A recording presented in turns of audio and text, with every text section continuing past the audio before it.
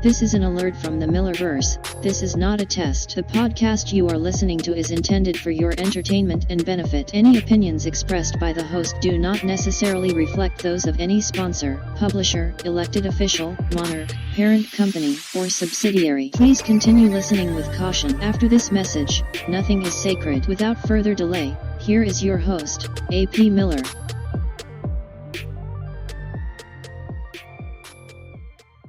Well, hello everyone, I'm your host, writer, author, novelist, podcaster, voted sexiest voice in Sam Elliott, A.P. Miller. Make sure you are getting the most out of the Millerverse podcast by crushing that subscribe or like button. Tell your friends about all the good times we're having. I need you to forgive me now. I've been afflicted with the T-virus and I sound like twice baked crap Krispies, and for that I apologize. We're going to make it through though. We're going to make it. We're going to do it. Consistency. That is what dragged me out of bed this morning. Is consistency. I want to make sure I'm doing this podcast weekly. I want to connect with folks. So, as long as I sound intelligible, I think I'm going to be all right. Thursday is Independence Day for my American listeners. And considering that my most loyal listener is Canadian, happy Thursday. I would like to encourage the idea that fireworks aren't always a blessing to everyone. Dogs and cats aren't big fans of fireworks sometimes, and veterans with PTSD might have an aversion to fireworks. When you're out in your yard trying to show everyone just how American you are, please keep your neighbors' well-being in mind. Before we get into this week's podcast, I do want to share some newly found masochistic behavior that I've developed. While I was typing out the script for this week's podcast, I found myself listening to people read Reddit stories about how other people are just terrible. Now, why would I do that? Am I trying to give myself a heart attack? A rage stroke? Even better question, why are people just awful to each other? Then again, when I get it to turn it up and out of disgust, I just turn it back on in a few minutes anyway. It's not healthy, you know? It's really, really not healthy. And I don't know if it's because I'm feeding my rage addiction or what, but just be nice to people. Good Lord Almighty. This week was going to be a performance of a fiction piece that I wrote, but I have no idea how long my voice is going to hold out. I'm not sure if I'm going to be able to make it through this whole thing, but we're going to try to get there to the end. So instead of trying to hobble along with reading a fiction piece, I'm going to share some methods that I developed to kick writer's block square in the groin.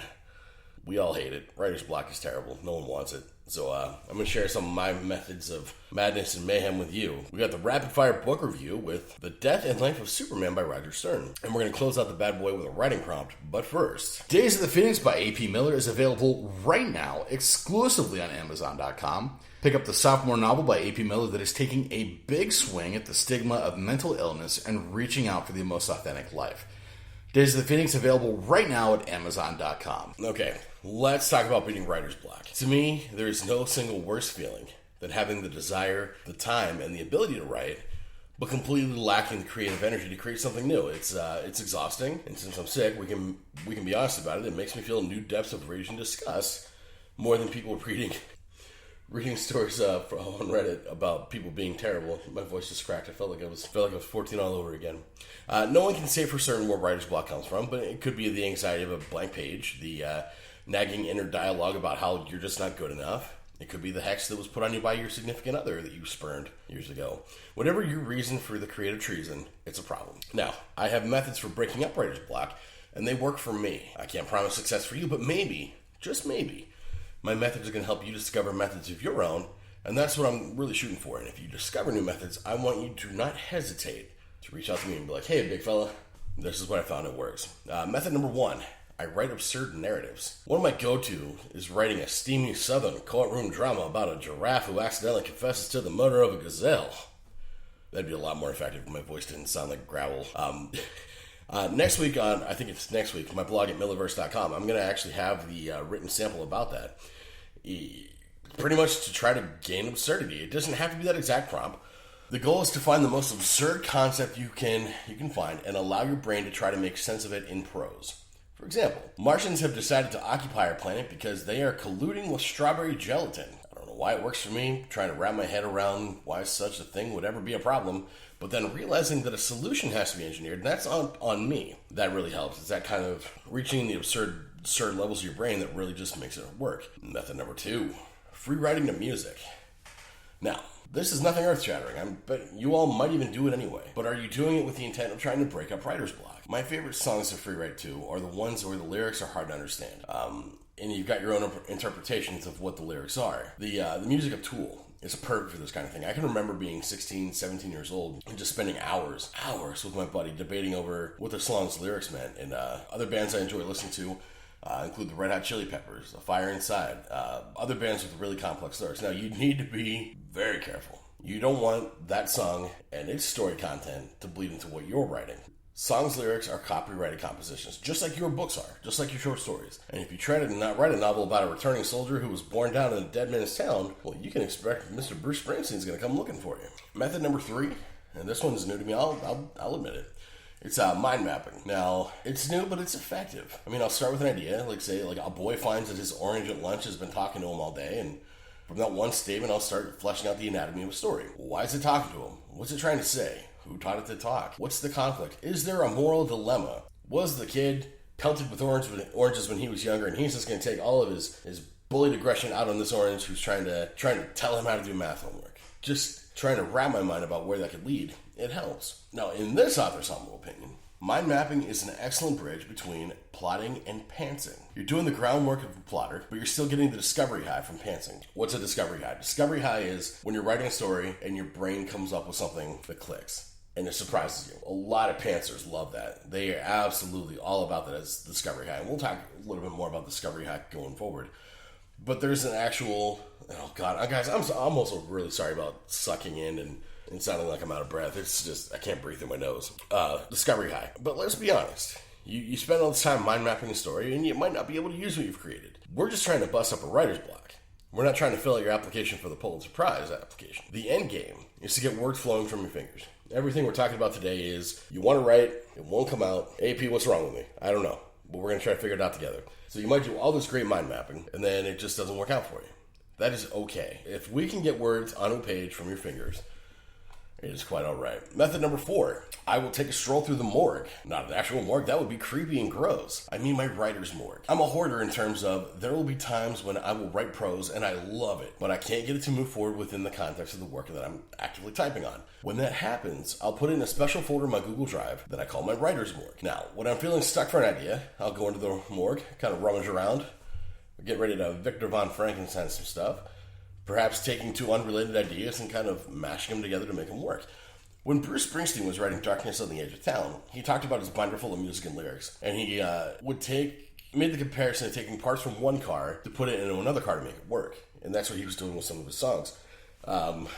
What's the song? Candy's Boy was the lyrics from another song about candy, but it was the music from a song called Fast Song. That's, I think, the best comparison of that. So if I go to my writer's morgue and I got a snippet of prose about, a romantic thread, and I need something that's kind of lacking in my horror story, well, by golly, I think I could put them together, and it might actually work. We might actually have something here. Now, that's what I'm doing with my writer's morgue exercise, and if you don't keep a writer's morgue, is there a good reason for it? Or do you keep a writer's morgue and you don't know to call it a writer's morgue? You have like a folder or a notebook or something to keep it into. I find that my writer's morgue is the most effective when I am ready and willing to throw stuff away. So I have these bits of prose thrown in the locker, and I'm ready to shut it all down. I think that's what helps me with the does it bring me happiness kind of thing. If I got a string of text that's just not doing anything for me, and it's been there for a couple years, it's time to go. And it's time to clean it out. Number 5, and the last one, repetitive meditative activity. Yeah. One of my greatest aha moments I've ever had in my entire life was when I was working on my degree, and I was trying to figure out how to work and still get my last econ credit in before graduation. So I'm working, and I'm standing there at a retailer that has a big red bullseye on a white dog. I think you know what I'm talking about. I'm doing a cashier shift. And I've got a lot on my mind, graduation's coming up.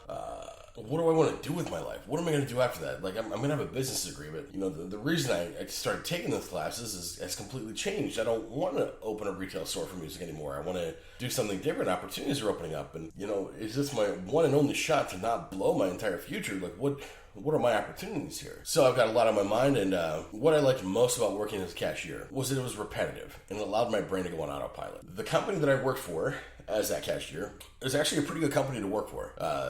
At the time when I worked for them, I had my angry youth days where I didn't much care for authority, but as an adult, a much older adult, I look back now and I realize that company really did take care of their folks. So, I owe them a lot for helping me get established that way, but I liked the cashier spot because it was repetitive. I could keep keep going on autopilot. And then there was a massive order to come through. A mother-daughter shopping spree. And I'm trying to ring them up as fast as I can. They're buying tube tops and shoes and underpants. And oh my God, I'd rather be anywhere else doing anything else with anyone else. So I'm trying to move them through just as fast as possible. And it was that moment, that click, that I knew exactly how to get my econ degree in.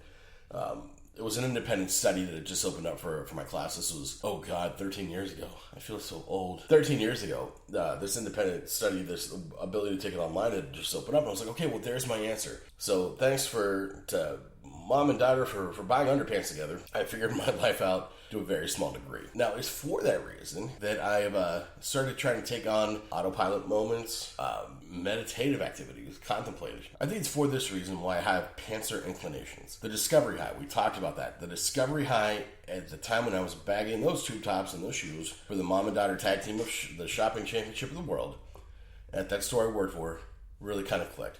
Now, I have really bad attention deficit disorder. I don't know if I've ever told y'all that before, but it's bad. And sometimes I can't really grasp the meditative routine as well as I would like to. My brain goes a million miles a moment, especially if I'm not managing it actively with a prescription. It's awful. So I'm still working on meditating, but just the autopilot moments. Putting together a puzzle, doodling circles. Remember spirographs? That is so autopilot. That is anything that you can do to get your hands engaging your brain and allowing your brain to do it automatically. That is what we're going for. Now, we got the rapid fire book review coming up, but first, Days of the Phoenix by A.P. Miller is available right now exclusively on Amazon.com. Pick up the sophomore novel by A.P. Miller that is taking a big swing at the stigma of mental illness and reaching out for the most authentic life.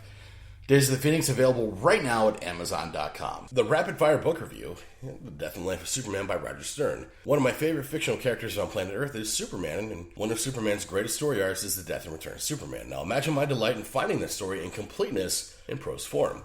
In a nutshell, the Man of Steel comes up against a threat he has to give the ultimate sacrifice to stop. In the wake of Superman's death, the world has to come to terms with his mortality and how vulnerable they had made themselves by relying on Superman. At the pinnacle of their mourning, 4 more Supermen show up, and their people are eager to fill the void that Superman left behind, and they're tripping over themselves to declare a one true Superman. This book is fast-paced, shows incredible fidelity to the source material, super informative, and an incredible read. I give this book 4.5 stars. Closing out the show, we're going to talk about the writing prompt. Why are the Martians colluding with Jell-O? What are they after? What are they hoping to accomplish? What is next? Leave your replies in the comment section. Thank you very much for checking out the Millerverse podcast. I will see y'all next week when hopefully my golden voice is back to its luster. Thank you all for listening. Take care of yourselves. Happy 4th of July.